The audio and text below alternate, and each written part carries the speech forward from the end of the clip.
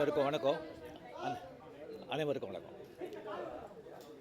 இந்த தேர்தல் முடிவுகள் வந்த பிறகு என்னை பற்றி ஒரு 2-3 விமர்சனங்கள் சோசியல் மீடியாவில், அரசியல் உலகத்தில் பரவலாக பரவிக்கிட்டு இருக்கு. அதுக்கு நான் விடை கொடுக்கலன்னு சொன்னால் அதே உண்மை ஆகிடும் அப்படின்னு ஆகிடும்.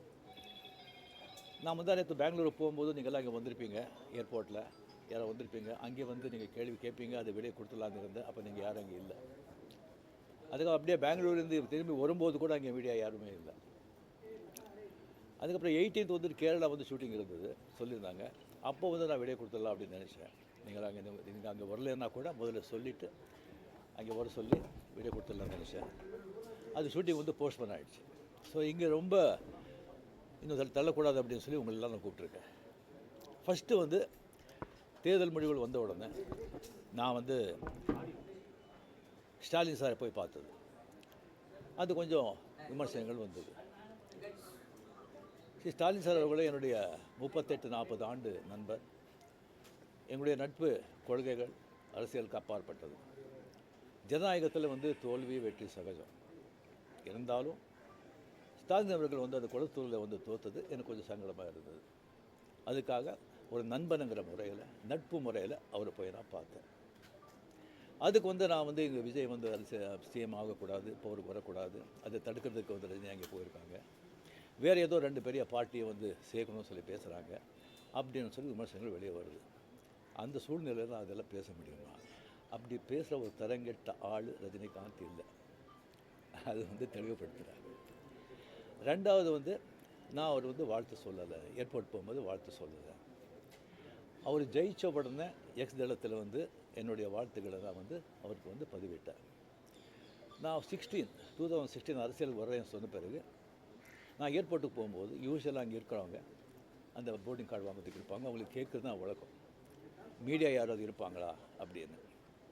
அதே இதில் மீடியா யாராவது இருப்பாங்களான்னு கேட்டேன். பெங்களூர் போகும்போது மீடியா யாரும் இல்லைன்னு சொன்னாங்க.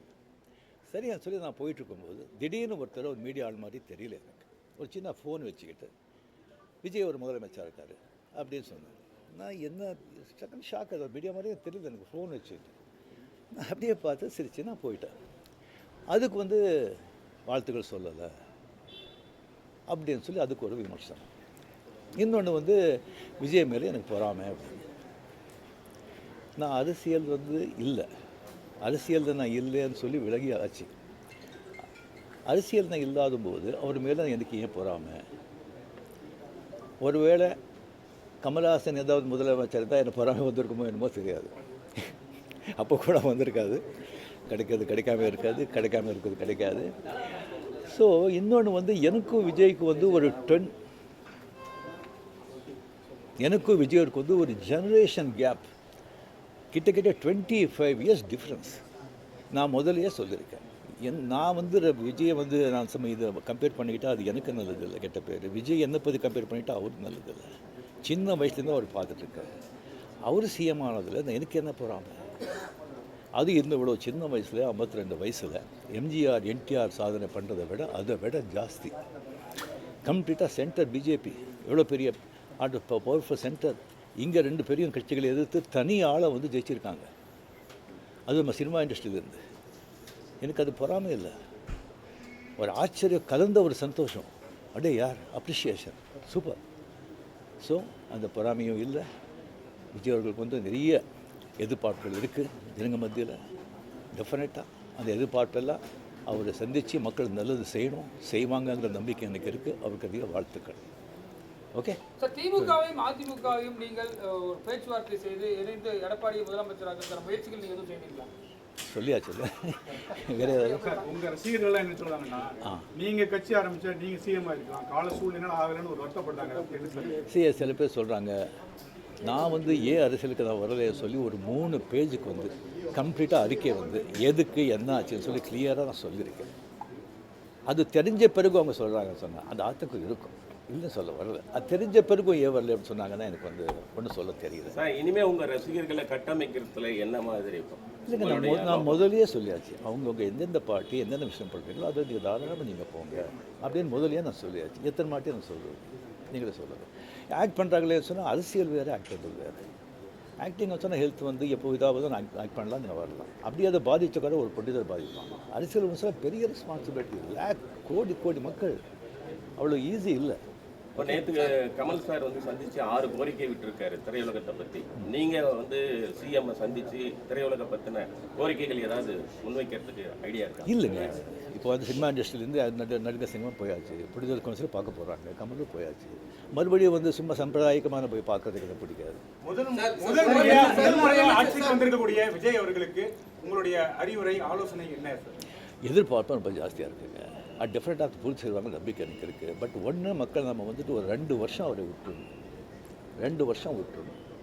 இன்னொன்று வந்து அவருடைய தொண்டர்களாகட்டும் ரசிகர்களாகட்டும் ஜாகிரதையாக வந்து நடந்துக்கணும். இந்த சென்ஸ் அவர் என்ன தப்பு பண்ணால் கூட அது ஸ்ட்ரைட்டாக விஜய்க்கு தான் பாதிக்கும் அப்படிங்கிறத அவங்க மனசில் வச்சுக்கணும்.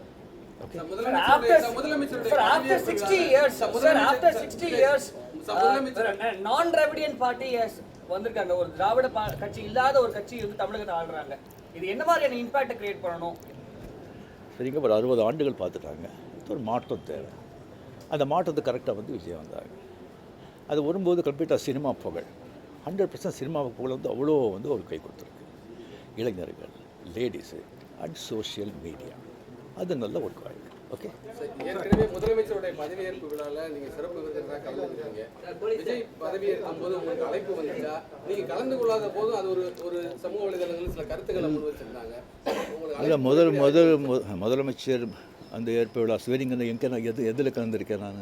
ஏன்னா எதுலேயும் கிடையாது. சிறப்பு வந்து உங்களுக்கு அழைப்பு வந்திருக்கு. இன்னும் ஸ்வேரிங்கன்னே பண்ணலைங்க. அந்த அழைப்பு நான் வந்து 96 தான் கலைஞர் இருக்கும்போது, அவர் இருக்கும்போதே நான் வந்து அப்போ நான் போகல. 15 டேஸ்க்கு அப்புறம் நான் வெளியே போயிருந்தேன். 15 டேஸ்க்கு அப்புறம் வந்த பிறகு கலைஞர் சார் கேட்டார், உங்களை பார்க்கணும், நான் வரட்டா நீங்கள் வரீங்களா? ஐயோ நானே வரேன்னு சொல்லி அவர்கிட்ட போய் நான் வாழ்த்துக்கள் சொன்னேன். அப்படி நேரடியாக வந்து மக்கள் வந்து மாற்றம் வேணுன்றதை இந்த தேர்தல் மூலிமா உணர்த்தியிருக்காங்க. 2001 நீங்கள் தேர்தல் கட்சியை வச்சிருந்தா வெற்றி பெற்றுக்கலாம் என்ற ஒரு சொல்லப்படுகிறது. அது வந்து தவறுவிட்டுமோன்னு நினைக்கிறீங்களா? இல்லை, 100% வெற்றி பெற்றுப்பேங்க, அதில் டவுட்டே கிடையாது. பட் ஆனால் அந்த பஸ்ஸை மிஸ் பண்ணிட்டீங்கன்னு நினைக்கிறீங்களா? வேறு கொஸ்டின் சார், இந்தியா லெவலில் இருக்கக்கூடிய பிஜேபி தமிழ்நாட்டில் வந்து ஒரு சீட் வருது, என்ன காரணம் சார்? சாரி, நான் அதுக்கு தான் ஆன்சர் பண்ணுறேன். Ready? Okay, thank you very much. My heartily congratulations to Vijay. Definitely a lot of main expectation is there from people. Definitely, I hope, I wish he will fulfill that. Thank you.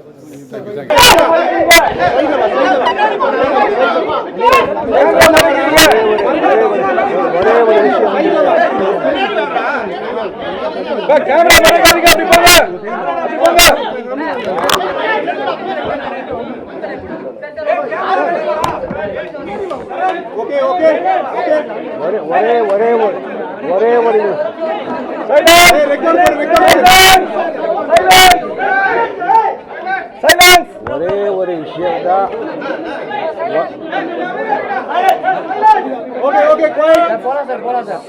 ஒரே ஒரு விஷயந்தான் கொஞ்சம் தவறாச்சு. ஸ்வேரிங்கன் வந்து last ஜெயலலிதாவுடைய ஒரே ஒரு swearing வந்து நான் போயிருந்தேன். அவர் வந்து நான் வர்றதுக்கு வந்து அவர் ஆசைப்பட்டார் அப்படிங்கிறதுக்காக நான் போயிருந்தேன். அது மிஸ் பண்ணிட்டேன், அது கிளியர் பண்ணேன்.